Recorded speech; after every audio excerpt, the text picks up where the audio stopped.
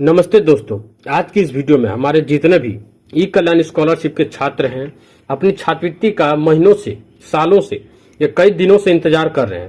और जितने भी छात्रों को प्रॉब्लम है कि सर मेरे दोस्त को पेमेंट मिल गया लेकिन मुझे पेमेंट नहीं मिला है। बहुत सारे छात्रों का एससी और एसटी कास्ट के खास करके छात्रों का यह कहना है कि मुझे बस 40% का ही पेमेंट मिला है, बाकी पेमेंट जो वो मुझे नहीं मिला है। आप सभी भाइयों का जो वो कमेंट मैंने रीड किया, आप सभी के छात्रों का जो वो प्रॉब्लम का सॉल्यूशन आज की इस वीडियो में मैं लेकर के आ चुका हूं। तो आप सब हमारे चैनल पर यदि नए हो तो सब्सक्राइब करना ना भूलें, ताकि ऐसे ही छोटी मोटी लेटेस्ट अपडेट सबसे पहले आप सभी को हमारे ही चैनल के माध्यम से देखने को मिल जाए। सबसे पहला प्रॉब्लम, दोस्तों के खातों में पैसे आ गए हैं लेकिन आपके खाते में नहीं। स्टेटस फाइनल अप्रूवल दिखा रहा है लेकिन बैंक अकाउंट आज भी खाली है, या फिर स्कॉलरशिप का सिर्फ 60% ही हिस्सा मिला है और बाकी का 40% गायब है।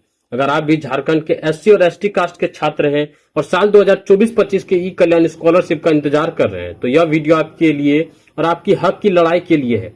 आज की इस वीडियो में हम बात करेंगे उस लापरवाही का जिसके कारण हजारों छात्रों का भविष्य आज दांव पे लगा हुआ है, और सीधा सवाल पूछेंगे झारखंड के उस कल्याण विभाग के उस कल्याण मंत्री से, चमरा लिंडा जी से, कि सर अगर मंत्री होते हुए भी छात्रों का कल्याण नहीं हो पा रहा है तो छात्र आपकी इस्तीफा ही मांगेगा, आपसे और क्या उम्मीद करेगा।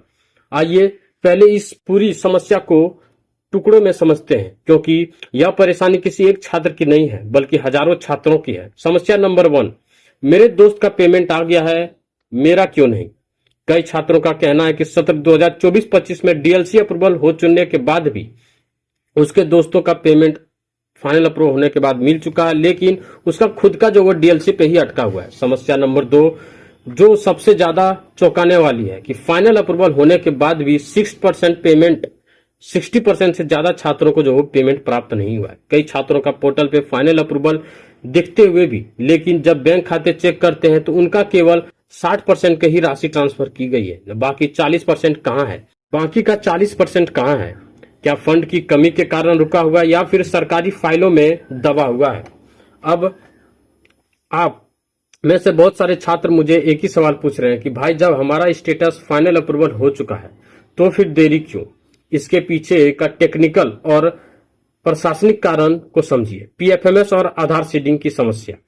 कई बार ई कल्याण पर पैसा रिलीज हो जाता है लेकिन आपके बैंक अकाउंट में आधार सीडिंग या एनपीसीआई मैपिंग न होने के कारण आपका पेमेंट रिजेक्ट हो जाता है। सरकार स्कॉलरशिप को 2 हिस्सों में बांटती है, स्टेट शेयर और सेंट्रल शेयर, जो 60% मिलता है और 40% जो वो स्टेट शेयर देती है और 60% जो वो सेंट्रल शेयर देती है। जैसे कि आप सभी छात्रों को पता होगा कि कल्याण मंत्री श्री चमरा लिंडा जी के बयान के मुताबिक सरकार जो सेंट्रल गवर्नमेंट है वो 60% अपना देने से जो वो पूरी तरह से इनकार कर रही है। तीसरा मुख्य कारण, जिला स्तर पर जैसे जैसे फंड आता है वैसे वैसे छात्रों को पैसा भेज दिया जाता है। अगर आपका सीरियल नंबर नीचे है और तब तक फंड खत्म हो जाता है तो आपका फाइनल अप्रूवल स्टेटस होने के बावजूद भी आपका जो पेमेंट अटक सकता है। लेकिन सवाल यह है कि छात्र इन तकनीकी बहानों को कब तक सहेगी? छात्र पढ़ाई करे या रोज रोज ई कल्याण के चक्कर लगाए? आज झारखंड के छात्र सोशल मीडिया पर खुलकर कह रहे हैं चमरा लिंडा जी अपना इस्तीफा दे, ऐसे मंत्री की हमें आवश्यकता नहीं है। यह गुस्सा जायज है। दोस्तों, अब कल्याण विभाग वेलफेयर डिपार्टमेंट के मंत्री, आपका काम है यह है कि सुनिश्चित करें कि राज्य का सबसे पिछड़ा और गरीब एससी एसटी वर्ग के छात्रों का समय पर उसकी छात्रवृत्ति मिले ताकि उसकी पढ़ाई ना रुके।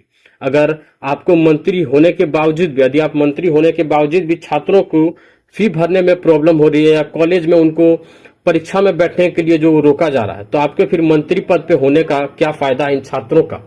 सिर्फ गुस्सा करने से काम नहीं चलेगा, हमें एक्शन भी लेना होगा। अगर आपका पैसा रुका हुआ है तो तुरंत ये तीन काम करें। सबसे पहले आप सब यह सुनिश्चित करें आपका जो वो डीबीटी एक्टिव है या इनएक्टिव है, ठीक है।